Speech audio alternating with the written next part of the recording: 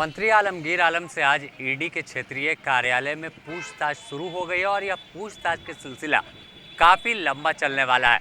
बता दें कि यह पूरा मामला ग्रामीण विकास विभाग के टेंडर कमीशन से जुड़ा हुआ है और जब बीते सोमवार को आलमगीर आलम के पीएस संजीव लाल और उनके संजीव लाल के नौकर जहांगीर आलम के ठिकानों पर दबिश ईडी की देखी गई थी, तो उस दौरान 35 करोड़ रुपए से अधिक नगद रुपए और कई दस्तावेज बरामद हुए थे।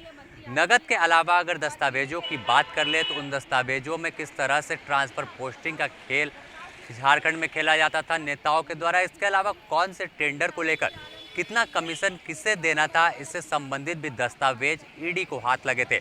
और इस पूरे खेल की शुरुआत की बात करें तो जो ग्रामीण विकास विभाग के चीफ इंजीनियर वीरेंद्र राम है, उनके ठिकानों पर आज से 1 साल पहले ईडी की दबिश हुई थी, तो वहां से तमाम चीज़ों का लिंक मिला था और उस कड़ी को आगे बढ़ाते बढ़ाते ईडी अब मंत्री आलमगीर आलम तक पहुंच चुकी है।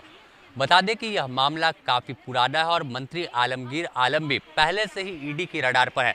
आपको याद होगा बरहरवा टोल प्लाजा मामला, जहां जिस तरह से एफआईआर दर्ज हुआ था और फिर उस एफआईआर में झारखंड पुलिस के कई अधिकारियों की भूमिका भी काफ़ी संदिग्ध थी। उसमें जो एफआईआर किए गए थे उसमें क्लीन चिट दिया गया था, तो उस वक्त से ही ईडी तमाम चीज़ों को जांच कर रही है। कई अधिकारियों को भी, पुलिस अधिकारियों को बरहरवा टोल प्लाजा मामले में समन भेजकर पूछताछ के लिए बुलाया था, लेकिन जो जांच का दायरा है वो बढ़ने वाला है और साफ है कि जिस तरह से 35 करोड़ रुपए बरामद हुए हैं, तो इससे मंत्री आलमगीर आलम मुश्किल में आ जाएंगे। अगर हम बात करें मंत्री आलमगीर आलम के संजीव जो पीएस संजीव लाल, उनके ठिकानों से जब बरामद पैसे निकलने लगे तो तमाम लोगों की आंखें फटी की फटी रह गई थी कि किस तरह से झोले और बैग में नोटों की गड्डी रखी गई थी।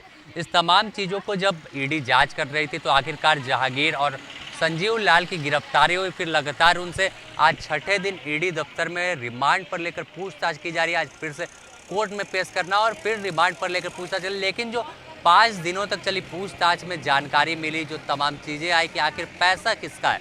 एक पर्सनल सेक्रेटरी जो है, निजी सहायक, उसके पास इतना पैसा कहाँ से आया, इसके अलावा वो भी उसके नौकर के घर पर। तो इन तमाम चीज़ों को जब खंगाला और सवाल जवाब ईडी के अधिकारियों ने किया तो नाम जुड़ा मंत्री आलमगीर आलम का, जो ग्रामीण विकास विभाग के हैं। इसके बाद जो उन्हें समन किया गया तो साफ है कि जिस तरह से जैसे ही उनके संजीव लाल जो पीएस सहायक, उनके ठिकानों से नोटों की गड्डी बरामद हुई थी, तो उस दौरान राहुल गांधी का भी कार्यक्रम जो था वो था लोकसभा में, लेकिन कहीं ना कहीं जो किनारा था वो आलमगीर आलम को ठहरा दिया गया था।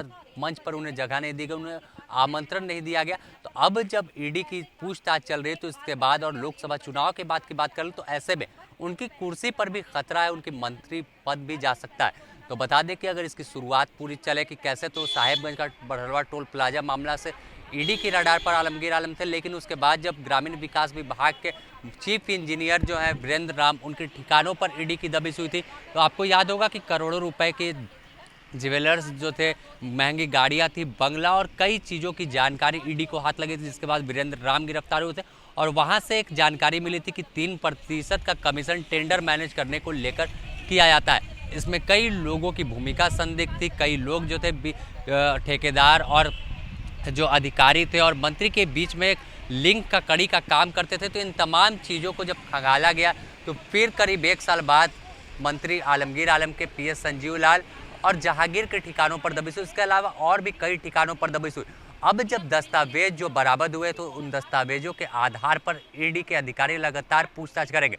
मंत्री आलमगीर आलम जब ईडी दफ्तर पहुंचे तो साफ तौर पर कहा कि सवाल का जवाब देंगे और जो सवाल पूछा जाएगा उसका जवाब उनके पास है। लेकिन जिस तरह से जो कार्रवाई 1 साल तक ईडी की चली है ग्रामीण विकास विभाग में, उसे लेकर एक लंबी सवालों की फेहरिस्त तैयार की गई है और इंतजार ईडी के अधिकारी भी कर रहे थे कि आखिर तमाम चीज़ें जो है, तमाम जो साक्ष्य है वो इकट्ठा कर ले, उसके बाद किसी मंत्री को समन करना ठीक होगा। और आखिरकार जब तमाम चीज़ें ईडी के अधिकारी पास मौजूद थी, 2 मंत्री के सहायक जो थे संजीव लाल, जहांगीर नौकर, वो भी मौजूद है, तो ऐसे जो समय था वो इंतजार ईडी कर रही थी और आखिरकार जो मंत्री आलमगीर आलम को समन भेजकर तलब कर दिया और मंत्री आलमगीर आलम पहुंचे हैं। अब उनसे पूछताछ का सिलसिला है वो जारी है। लगातार पूछा जा रहा है कि आखिर जो बरामद 35 करोड़ रुपए थे वो किसके हैं।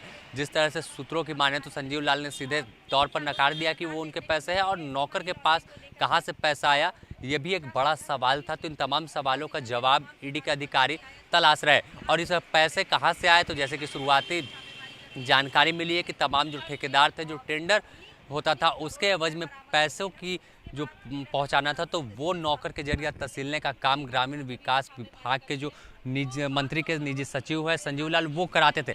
अब संजीव लाल को किसने कहा था कि पैसे वसूलना है, और जो 3% के कमीशन की बात सामने आई थी, तो यह तमाम चीज़ों को खंगालने में ईडी के अधिकारी लगे हैं। और मंत्री आलमगीर आलम फिलहाल ईडी दफ्तर में मौजूद हैं और उनसे लगातार जो पूछताछ का सिलसिला है वो जारी है। देखें तो लोकसभा चुनाव के दौरान जिस तरह से ईडी की बड़ी कार्रवाई झारखंड में देखने को मिली, तो जो नोटों के बंडल निकल रहे थे उससे तमाम लोग भौचक्रा गए थे। अगर इससे पहले की बात करें तो पूजा सिंघल के वक्त जब 19 करोड़ 38 लाख रुपए लोगों ने देखा था, सबकी आंखें फटी की फटी रह गई। तो सोचा था कि इतना पैसा एक अधिकारी कैसे रख सकता है। लेकिन जब दूसरा मौका आया मंत्री आलमगीर आलम के, वो भी नौकर के पास से इतनी भारी भरकम रकम निकलना शुरू हुई, तो झारखंड के लोगों ने सोचा कि झारखंड को अधिकारी खोखला करने में लगे हैं। बात तो बड़ी बड़ी करते हैं विकास की, लेकिन उससे काम हट कर करते हैं। अब देखना होगा कि आखिर आलमगीर आलम किस तरह से तमाम सवालों का जवाब देते हैं। जो जानकारी है कि आलमगीर आलम आने वाले दिनों में बड़ी मुश्किल में फंसेंगे और इनके मंत्री पद तो जाएंगे, ईडी की ओर से भी कार्रवाई हो सकती है। इसके अलावा जो बड़हवा टोल प्लाजा मामले में कई पुलिस अधिकारी भी ईडी की रडार पर है, उनसे पूछताछ हो चुकी है। ग्रामीण विकास विभाग के भी कई अधिकारी जो तमाम खेल खेलते थे, उनसे पूछताछ को लेकर लगातार जो ये है वो करने की तैयारी कर रहे हैं कि आखिर तमाम चीज़ जब इकट्ठा हो जाएगी तो और भी लोगों को तलब करेगा और उन्होंने ईडी दफ्तर में पूछताछ होगी। द न्यूज़ पोस्ट इससे जुड़ी और भी अपडेट आपको देता रहेगा अपने सहयोगी रवि के साथ। Sameer, the news post, Ranchi.